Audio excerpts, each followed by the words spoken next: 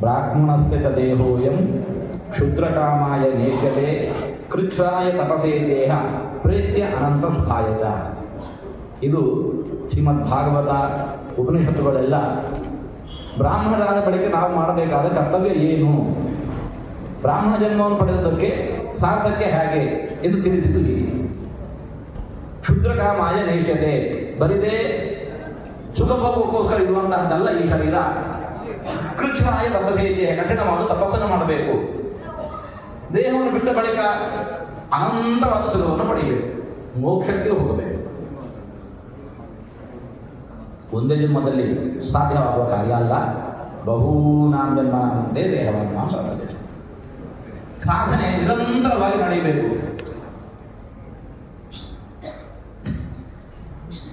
ಏನು ತಪಸ್ಸು? ನಾವೆಲ್ಲ ಗೋತ್ರಾಭಿವಂದನ ಮಾಡ್ತೇವೆ. ವಿಶ್ವಾಮಿತ್ರ ಗೋತ್ರದವ, ವಸಿಷ್ಠ ಗೋತ್ರದವ, ಭಾರದ್ವಾಜ ಗೋತ್ರದವ, ಅತ್ರಿ ಗೋತ್ರದವ ಅಂತ ಹೇಳಿಕೊಂಡೆಲ್ಲ ಇಂತಹ ಮಹರ್ಷಿಗಳನ್ನು ಹೆಸರಿಸಿ ನಮ್ಮ ಸಂಬಂಧವನ್ನು ತೋರಿಸ್ತೇವೆ, ನಮಸ್ಕರಿಸ್ತೇವೆ. ಯಾರವರೆಲ್ಲ? ಇನ್ಯಾರೋ ಅಲ್ಲ, ನಮ್ಮ ಪೂರ್ವಿಕರು, ನಮ್ಮ ಹಿರಿಯರು. ಯಾಕವರ ಹೆಸರನ್ನು ಇವತ್ತಿಗೂ ನಾವು ನೆನಪಿಸ್ಕೊಳ್ತಾ ಇದ್ದೇವೆ? ಅವರು ಮಾಡಿರುವ ತಪಸ್ಸಿನಿಂದ. ಅವರ ಹೆಸರನ್ನು ಎತ್ತಬೇಕು ಅಂತಿದ್ರೆ ನಾವು ಏನಾದರೂ ತಪಸ್ಸು ಮಾಡಬೇಕು. ಅಂತಹ ಅರ್ಹತೆ ಪಡಿಬೇಕು ಅಂತಿದ್ರೆ ನಾವು ಒಂದಿಷ್ಟು ತಪಸ್ಸು ಮಾಡಬೇಕು.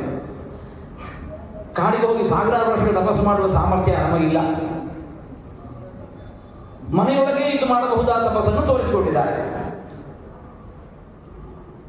ಸ್ವಾಧ್ಯಾಯ ಪ್ರವಚನೆ ಏವೇನಾಕೋ ಮೌದ್ಗಲ್ಯ ತದ್ಧಿತಪಃ ತದ್ಧಿತಪಃ. ಶಾಸ್ತ್ರಾಧ್ಯಯನ, ವೇದಾಧ್ಯಯನ, ನಾವು ತಿಳಿಯೋದು, ತಿಳಿದುದನ್ನು 10 ಮಂದಿಗೆ ತಿಳಿಸೋದು, ಇದೇ ದೊಡ್ಡ ತಪಸ್ಸು ಇವತ್ತು ನಾವು ಮಾಡಬಹುದಾದ. ಇದನ್ನು ಮಾಡಲಿಕ್ಕೆ ಕಾಡಿಗೆ ಹೋಗಬೇಕಾಗಿಲ್ಲ. ನಮ್ಮ ಮನೆಯೊಳಗೆ ಇದ್ದುಕೊಂಡೆ ನಾವು ಅದನ್ನು ಮಾಡಬಹುದು. ಅಧ್ಯಯನಕ್ಕೆ ಒಂದು ಅರ್ಹತೆ ಬೇಕು. ಅದಕ್ಕೋಸ್ಕರ ಉಪನಯನ. ಅಷ್ಟವರ್ಷಂ ಬ್ರಾಹ್ಮಣನು ಉಪನಯೀತ, ಮುಂದೆ ತಮ್ಮ ಅಧ್ಯಾಪಯೀತ. ಏನು ಅಧ್ಯಯನ? ಸ್ವಾಧ್ಯಾಯೋ ಅಧ್ಯೇತವ್ಯ, ಶಾಸ್ತ್ರಾಧ್ಯಯನ ಮಾಡಬೇಕು. ಉಪನಯನದ ಕೊನೆಯಲ್ಲಿ ಒಂದು ಉಳಿದುಂಬುವ ಕೆಲಸ ನಡೆಯುತ್ತೆ. ಆವಾಗ ಹೇಳುವ ಮಂತ್ರ ಏನು? ಋಗ್ವೇದಮಧೀಶ್ವ, ಯಜುರ್ವೇದಮಧೀಶ್ವ, ಸಾಮವೇದಮಧೀಶ್ವ, ಸರ್ವಶಾಸ್ತ್ರಾಣ್ಯಧೀಶ್ವ. ಉಪನೀತನಾದ ಭಟು ಮರುಕ್ಷಣದಿಂದ ಗುರುಕುಲಕ್ಕೆ ಹೋಗಬೇಕು. ಗುರುಗಳ ಸಮೀಪ ಇದ್ದುಕೊಂಡು ಸಕಲ ಶಾಸ್ತ್ರಾಧ್ಯಯನವನ್ನು ಮಾಡಬೇಕು. ಆಗ ಮಾತ್ರ ಬ್ರಾಹ್ಮಣ ಜನ್ಮ ಸಾರ್ಥಕ. ಹಾಗೆ ಹೋದಾಗ ಅವನ ಹೊಟ್ಟೆ ಬಟ್ಟೆಯನ್ನು ಯಾರು ನೋಡ್ಕೋಬೇಕು? ಅವನಿಗೆ ಅಧ್ಯಯನ ಮಾಡುತ್ತಾ ಇರುವಂತಹ ಗುರುಗಳ ಮನೆ ಸ್ಥಿತಿಯನ್ನು ಯಾರು ನಿರ್ವಹಿಸಬೇಕು? ಅದು ಗೃಹಸ್ಥರ ಜವಾಬ್ದಾರಿ. ಅದು ಎಲ್ಲ ಗೃಹಸ್ಥರ ಜವಾಬ್ದಾರಿ. ಹಾಗಾಗಿ ಉಪನೀತನಾದ ಭಟು ನಿತ್ಯ 10 ಮನೆಗೆ ಹೋಗಿ ಭಿಕ್ಷಾಟನೆಯನ್ನು ಮಾಡಬೇಕು. ಸನ್ಯಾಸಿಗಳು ಹಾಗೂ ವಟುಗಳು, ಬ್ರಹ್ಮಚಾರಿಗಳು, ಅವರ ಊಟವನ್ನು ಅವರು ತಯಾರಿಸಿಕೊಳ್ಳುವಂತಹ ಅಧಿಕಾರವನ್ನು ಶಾಸ್ತ್ರ ಕೊಟ್ಟಿಲ್ಲ. ಅದಕ್ಕೋಸ್ಕರ ಇಬ್ಬರು ಕೂಡ ಭಿಕ್ಷುಗಳು 10 ಗೃಹಸ್ಥರ ಮನೆಗೆ ಹೋಗಿ ಭಿಕ್ಷಾಟನೆ ಮಾಡಬೇಕು. ತಂದದ್ದನ್ನು ಗುರುಗಳ ಬಳಿಯಲ್ಲಿ ಕೊಡಬೇಕು. ಗುರುಗಳದನ್ನು ತಮಗೂ ವಿದ್ಯಾರ್ಥಿಗಳಲ್ಲಿ ಕೂಡ ವಿಭಾಗಿಸಿ ಹೇಳ್ತಾರೆ. ಭಿಕ್ಷಾಟನೆ ಮಾಡಿದ್ದರಿಂದಾಗಿ ಅವರು ಸಣ್ಣವನಾಗುವುದಿಲ್ಲ, ಭಿಕ್ಷೆಯನ್ನು ನೀಡಿದ್ದರಿಂದಾಗಿ ಕೊಟ್ಟವನು ದುಡ್ಡನಾಗುವುದಿಲ್ಲ. ಅದು ಅವರಿಬ್ಬರ ಕರ್ತವ್ಯ, ಡ್ಯೂಟಿ. ಅದನ್ನು ಅವಶ್ಯವಾಗಿ ಮಾಡಬೇಕಾದದ್ದು. ಆವತ್ತಿನ ಕಾಲದಲ್ಲಿ ಹೀಗೆ ನಡೀತಾ ಇತ್ತು. ಇವತ್ತಿನ ಕಾಲದಲ್ಲಿ ಗುರುಗಳದಕ್ಕೊಂದು ಪರಿಷ್ಕಾರ ಕೊಟ್ಟರು.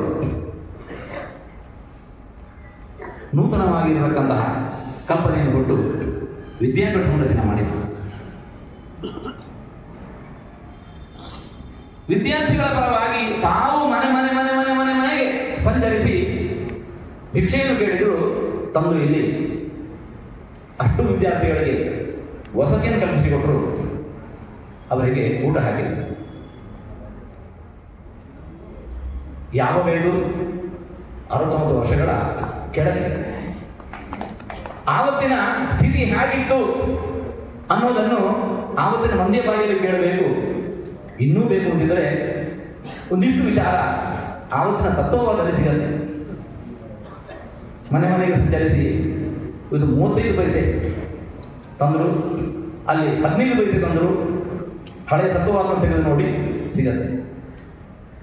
10-15 ಪೈಸೆಯನ್ನು ಕೂಡ ಸಂಗ್ರಹಿಸಿ ತಂದು ಒಂದು ಹಿಡಿ ಅಕ್ಕಿಯನ್ನು ಸಂಗ್ರಹಿಸಿ ತಂದು ಗುರುಗಳು ಈ ಸಂಸ್ಥೆಯನ್ನು ಕಟ್ಟಿದ್ದಾರೆ. ಯಾರಿಗಾದರೂ ಇಲ್ಲ ಇದನ್ನು ಸಾಕು, ಈ ವ್ಯವಸ್ಥೆ ಬೇಡ ಅಂತ ಹೇಳಿಕೊಂಡು ಅನ್ನಿಸಿ ಓಡಿ ಹೋಗಬೇಕು. ಅಂಥ ಸ್ಥಿತಿ. ಮಕ್ಕಳ ಊಟವನ್ನು ತಪ್ಪಿಸೋ ಹಾಗಿಲ್ಲ, ಖರ್ಚು ವೆಚ್ಚಗಳನ್ನೆಲ್ಲ ನೋಡ್ಕೋಬೇಕು. ಹೋದಲ್ಲೇ ಸಂಗ್ರಹಿಸಿದರೆ ಆಗೋದಿಲ್ಲ. ಊರೂರು ಸಂಚರಿಸಬೇಕು. ಊರೂರು ಸಂಚರಿಸಿ ತಂದರೂ ಕೂಡ ಇಲ್ಲಿ ಬರುವಾಗ ಕೈ ಖಾಲಿ, ಇನ್ನೂ ಸಾಲ. ಹೀಗೆ ಆವತ್ತಿನ ಕ್ಲೇಶ ಗುರುಗಳು ಮಾಡಿದ ದೊಡ್ಡ ತಪಸ್ಸಿನ ಪ್ರಭಾವದಿಂದಾಗಿ ಇಂತಹ ಒಂದು ವಿದ್ಯಾಪೀಠ ಅದು ಹುಟ್ಟಿದೆ, ಬೆಳೆದಿದೆ. ಇವತ್ತು ಆ ಕಷ್ಟದ ಕಲ್ಪನೆಯನ್ನು ನಾವು ಮಾಡಿಕೊಳ್ಳೋದು ಸಾಧ್ಯವೇ ಇಲ್ಲ.